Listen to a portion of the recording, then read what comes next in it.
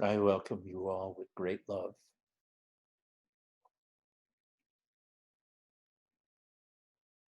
Great open love. Great open love.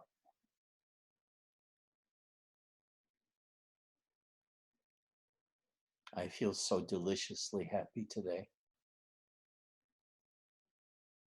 You know,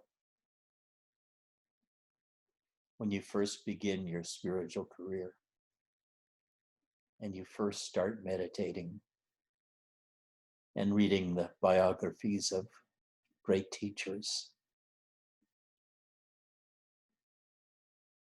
all kinds of new experiences hit you, all kinds of discoveries, sometimes on a daily basis, energies, states, emotions, bliss, emptiness, nothingness. And you grow quite excited discovering all these different states in yourself.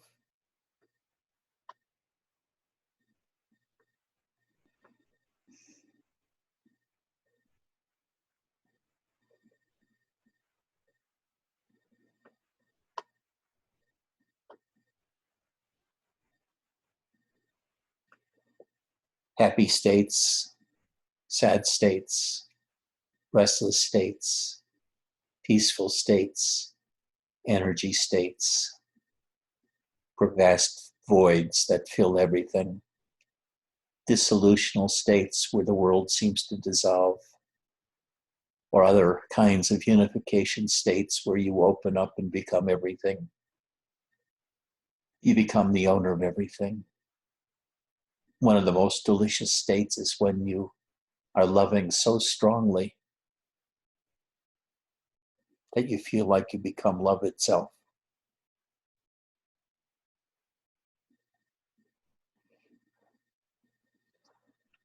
But after 20 or 30 years of the passage of all these states, you realize they fascinate you one by one. And you may identify with them one by one as being your real self, such as becoming love, becoming emptiness, becoming Shakti, becoming beingness. And you take it to be the real you, finally. But it only is the real you for a few days before you accept it and integrate that state into your own mansion. You are so many different things: anger, lust, sexy, peaceful, energetic, sad, depressed, confused, filled with energy or loss of energy, sleepy, dimensionless, restless. So many different things that come and go.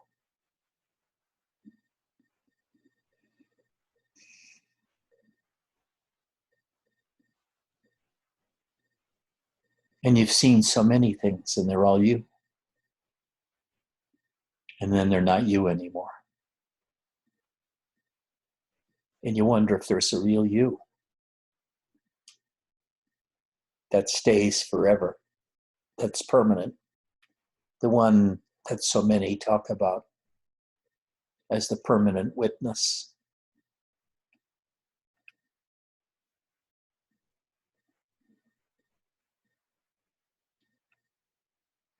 I have never found a permanent witness.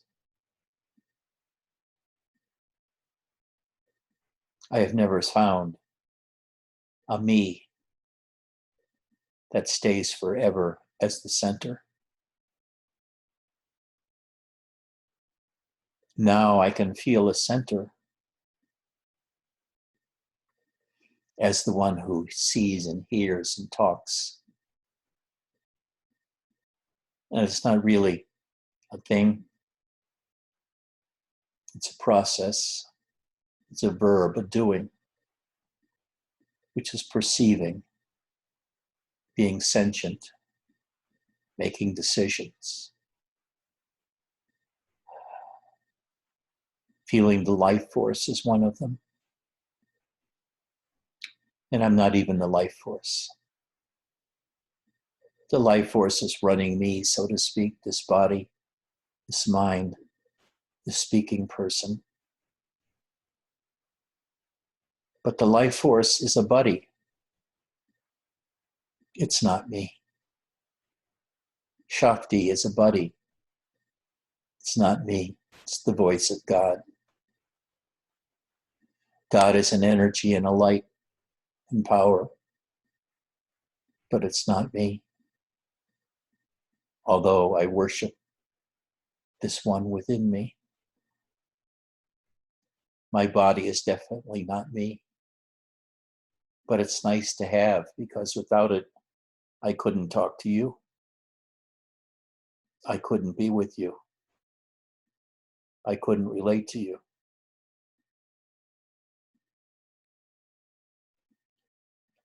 And I watch how happy Mark is all the time now. And that makes me happy.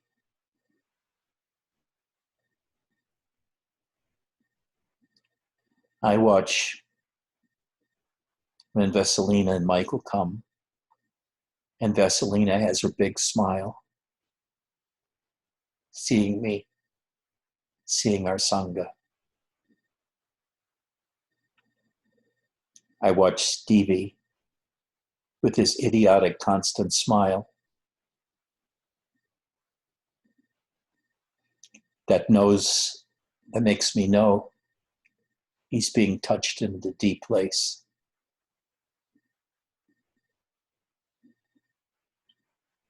I watch Maxie's changing color schemes. I watch Brenda not appearing. I watch VJ waiting for an interval when he can say something about somebody else. I watch Maria not showing up because she's eating lunch now. I watch Enrique's picture rather than appearing. And I watch and I see that Angela still has not returned. I watch Tove not show the video of her face and her smile.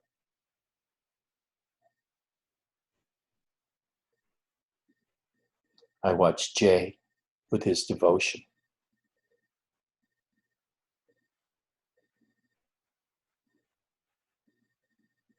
I watch Zach as the new guy on the block, who seems to be so stable. And Bill, who's such a beautiful writer on Facebook, such a voice of reason. And I watch myself watching, knowing that I'm a flowing of experiences. Sometimes happy, sometimes unhappy. Sometimes energetic, sometimes depressed. Sometimes very lit up with Shakti, sometimes not. But more or less now, identified frequently with sheer beingness and finding myself getting happier and happier, except for periods of sickness I go through, which takes me away from that happiness, which I feel so strongly right now.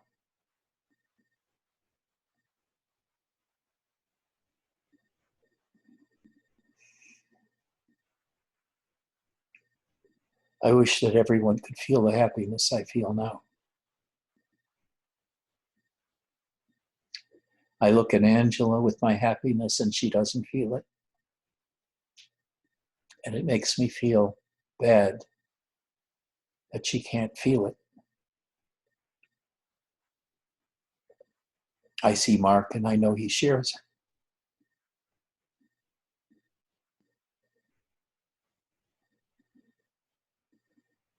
And Bill is thrilled by it, even though it's only a concept yet to him.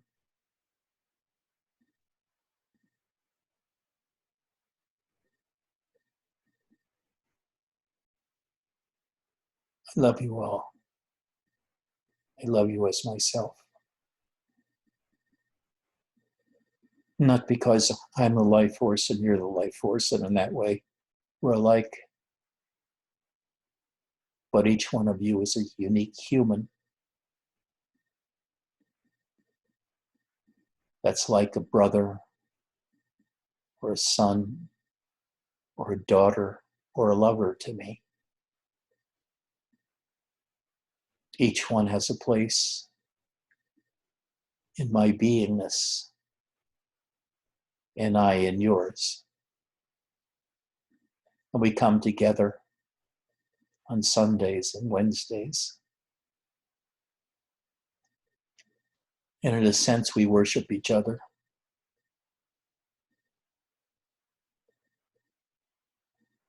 You all mostly are still looking for something. I was that way for 50 years, looking for something. One more step, one more experience, one more incredible understanding, until that finally stopped. And now I see myself as both an ocean and a river, with ever-flowing experiences and an underlying peace. I am all of these things. Part of me is always changing, changing, changing. Some change is faster than others. But now I rest in myself, not looking for anything outside of the way I feel in the moment. The only permanence is in acceptance of the momentary. And then each moment can become ecstatic.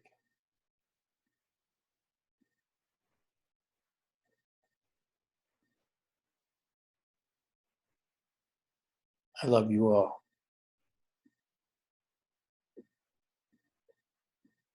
I love you, Tove, even though you don't show up.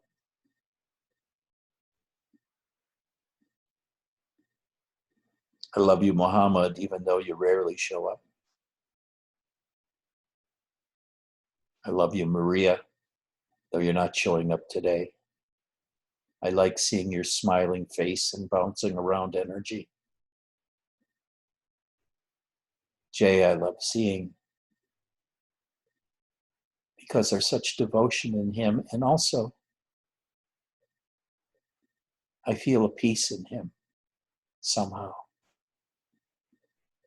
A piece of like he feels he's in the right place.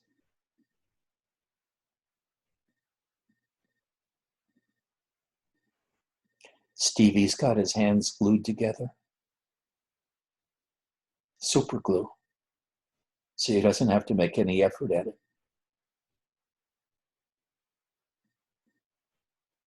And Vasilina smiles.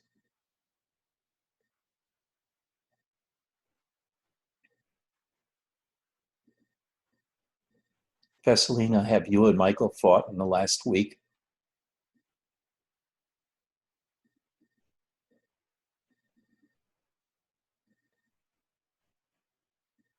There's Spencer, looking exactly the same way every time. You wonder, what the fuck is he thinking? How can he do that time after time after time? Look exactly the same.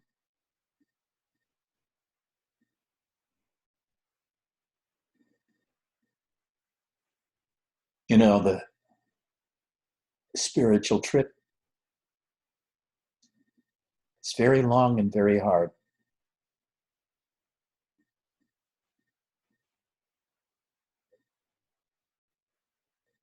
The very famous Zen master Joshu was said to have lived to be 120 years old.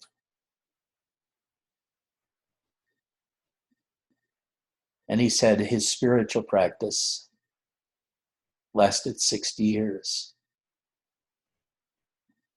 during which he had 17 great enlightenments and thousands of little ones. And it is like that. The spiritual path has many pitfalls,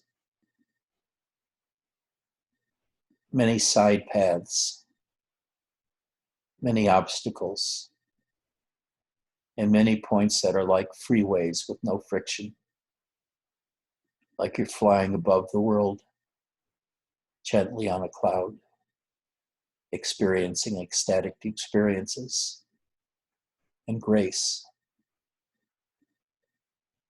There's so many experiences, but deep down inside, you know they're only experiences. In themselves, they have very little value. They don't teach you anything about other experiences. The relationship between bliss and the feeling of your hand, neither can explain the other. But we have endless experiences because consciousness keeps flowing, bringing new experiences all the time, including the incredible ones like grace, surrender, love, and devotion, which I emphasize because they bring the best experiences, the energetic experiences that allow for realization of the self, of the human self, and God within that self. In a spiritual nature of humans, despite being encased in bodies. And that real spirituality is also manifested between each of us.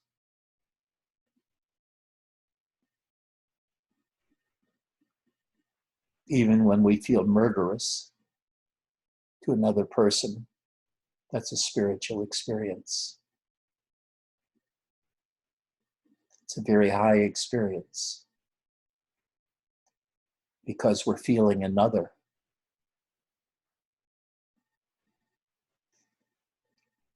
And we're feeling feelings towards that other. And the flip side of anger or rage is acceptance and love. Feel one and you can feel the other. And that love feeling is so important.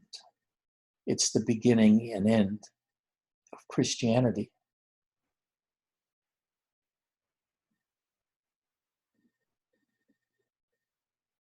The loving acceptance of another, no matter how different from you. And knowing it's all temporary. So we have to honor it in the moment that it lasts. With full attention. Knowing someday that experiencer and the experience will no longer be there. So in the moments it's there, you have to be open with love and acceptance to fully experience it. And when you do this time after time after time, there comes a resting in you because no experience is intolerable, nor does any one experience so capture you, you want to hang on to it. You let the experiences come and go. And the one who comes and lets go or attaches, you can call the manifest self. But after a while, you don't bother calling it anything because you know words mean nothing. And they can't be used to communicate any sort of truth. But at best, partial truths that last but a moment.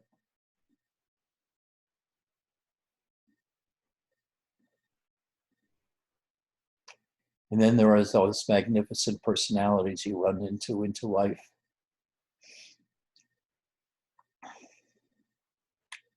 That are steadfastly loving.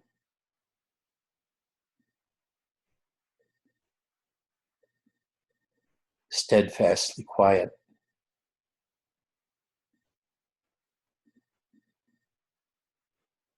Steadfastly feeling the center of their being as themselves, at least for that moment. And you can feel the life force pouring through them joyously. The Muktanandas, Ramakrishna, a lot of yogis, and your own selves from time to time. Briefly, you feel it. And this is where you're going. This is what it's all about. Experiencing life like it's worthwhile. Experiencing life as a healer and a lover. Experiencing life as if you were a god.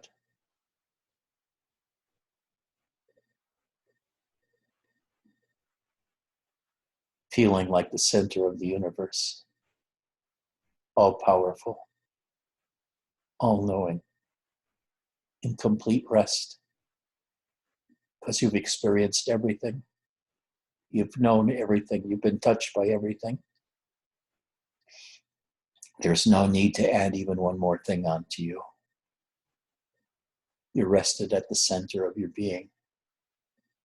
You're no longer exploring the experiences within yourself, because adding yet another experience that you haven't experienced onto complete rest is utterly useless.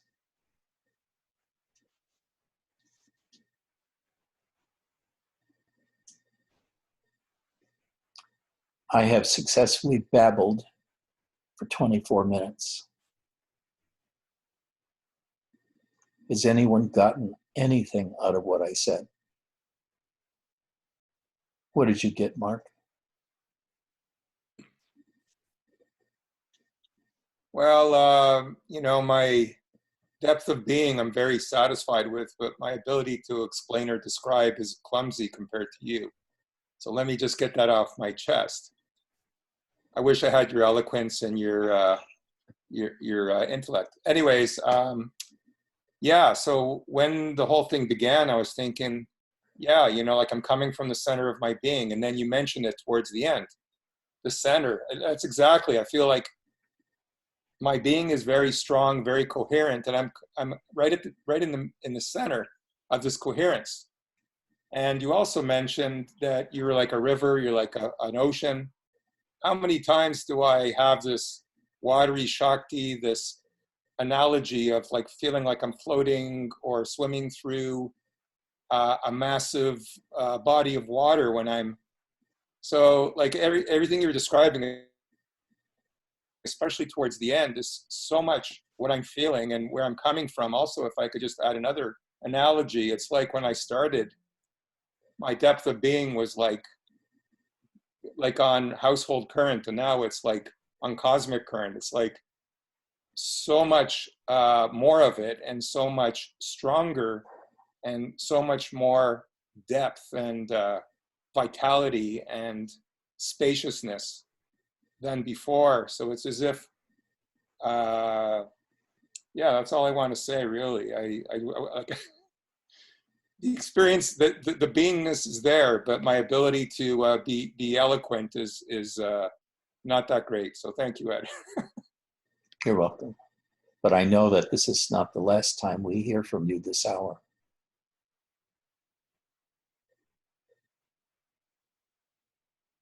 Maria, come forth, shine, say something.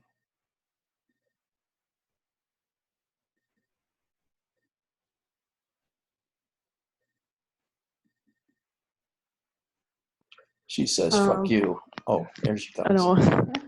Oh my gosh, no. I don't say fuck you.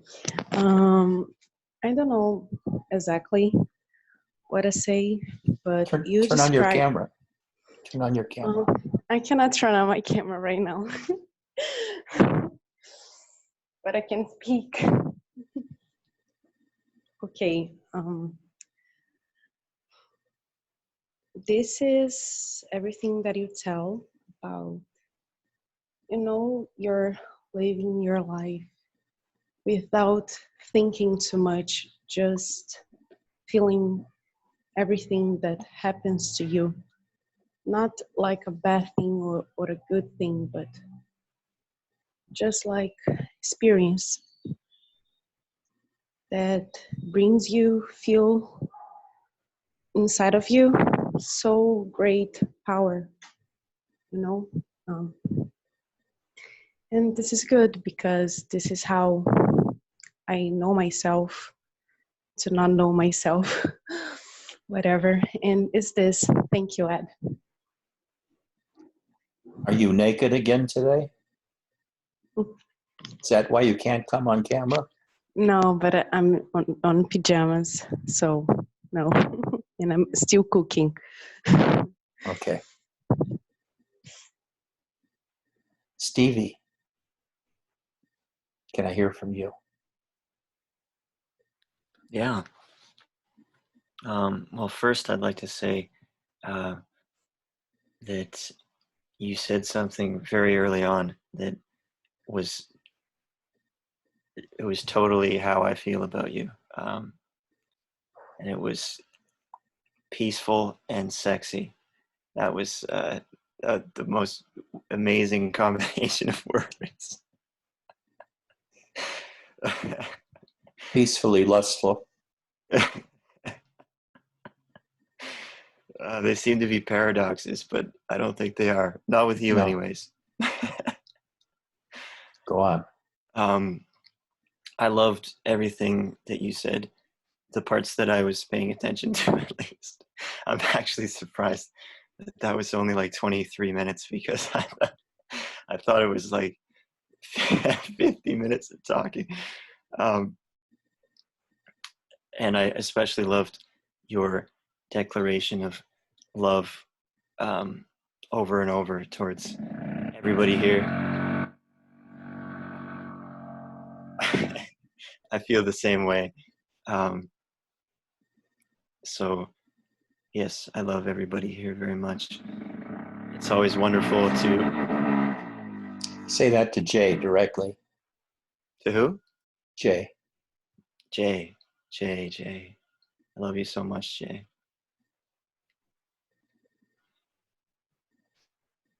Say that to Max. Max. Let me big screen people here so I can get up close and personal. Max. I love you, Max. And I do wonder what's on your shirt. Oh, it's a bird. Like an ostrich.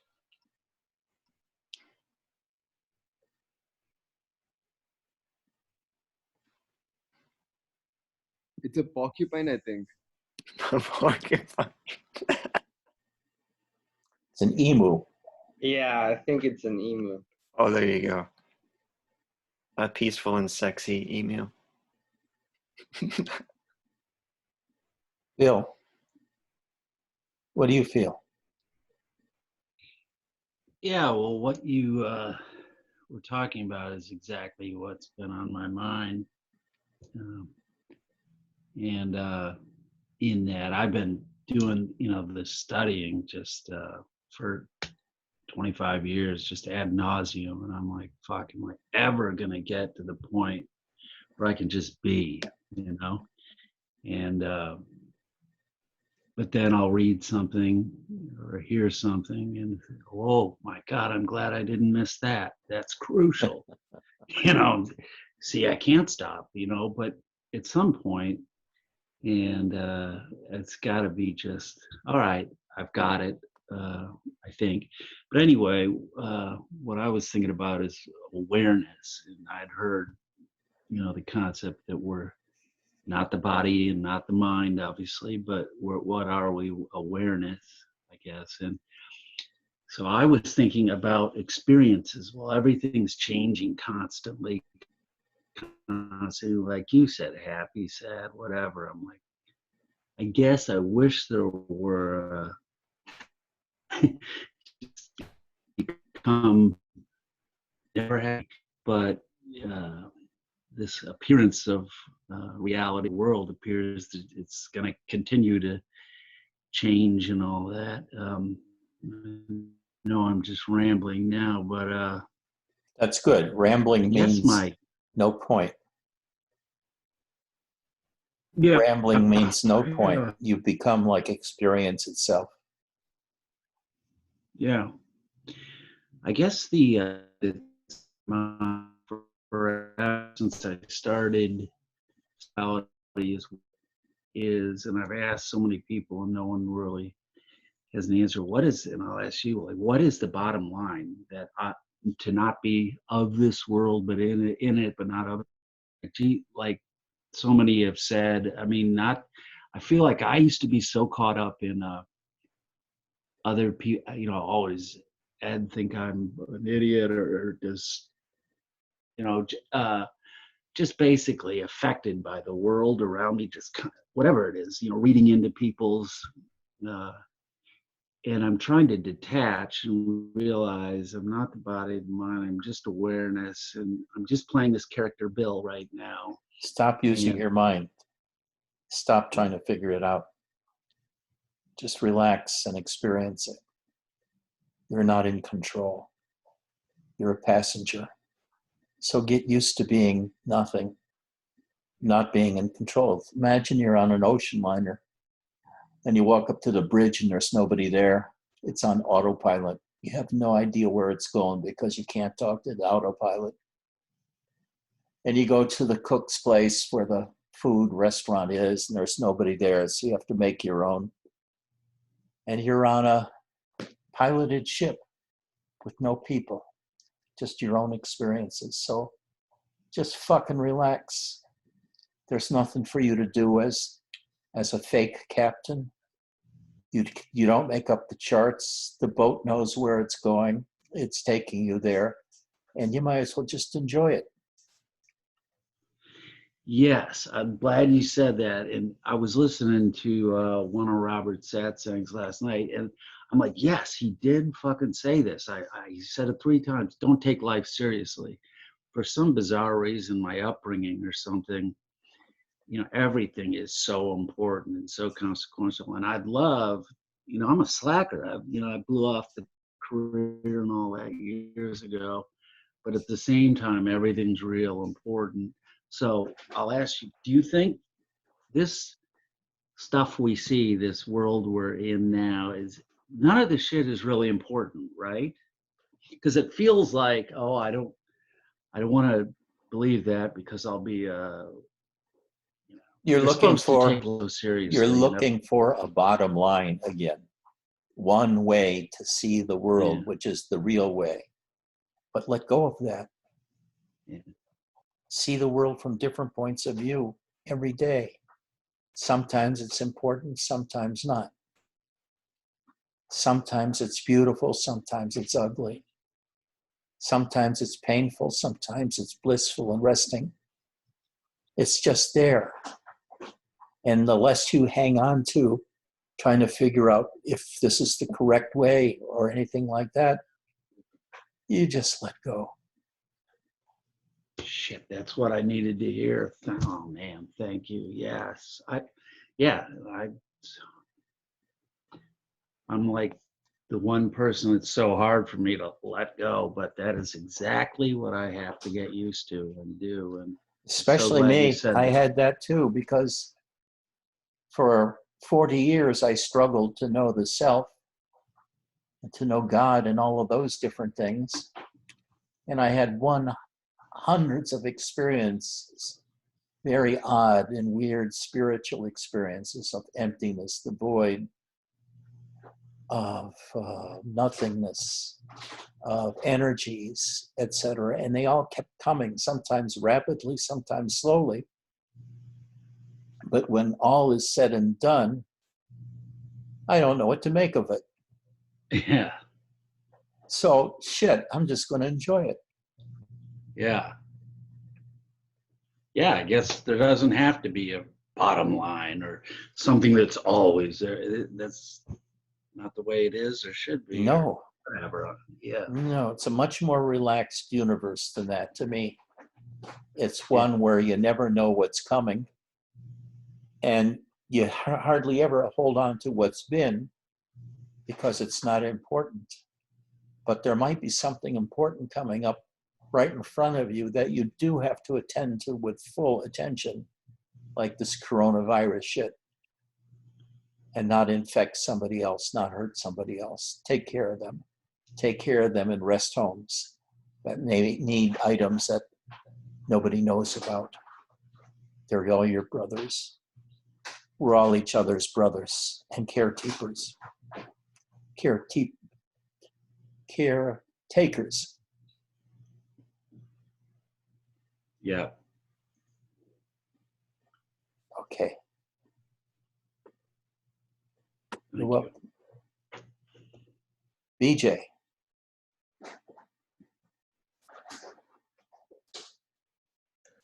Hi, Ed. Hi. Great to hear that example you just said. Boat, it knows where to go, than trying to control it, thinking that I'm the controller of that boat, driver of that boat. But boat itself knows where to go. That's great. What do you call that? The analogy or thing. So I loved that. Yeah, I should stop thinking that I'm controlling my boat. Yeah. Or even that you have a boat. Yeah, that is true too. That's just a dream. Yeah, I just had a dream. I mean, I freaking driving bike and trying to compete with others. And the first time, very rarely, I get a dream in daylight time like this. It is still lower than this light, but it was like very good, like 6 o'clock, 5 o'clock in the evening kind of light. Usually I get in the 8 o'clock nighttime dreams all the time. Uh, this time I was getting like oncoming traffic was completely standstill, totally piled up as if there was an accident. And there was a divider starts there. Something was stopping them to coming this side, but this traffic is just going freely. I was on that road and I was trying to take over, or just going forward. I was thinking about I was doing. I was totally involved in the dream, just driving it as if it is real, like now. um, I was in the morning, I was thinking that, am I not doing the same thing, thinking that this is true, like just like in the dream I did. Probably I need to think more of that, just to deassociate from the mental concepts. Thank you.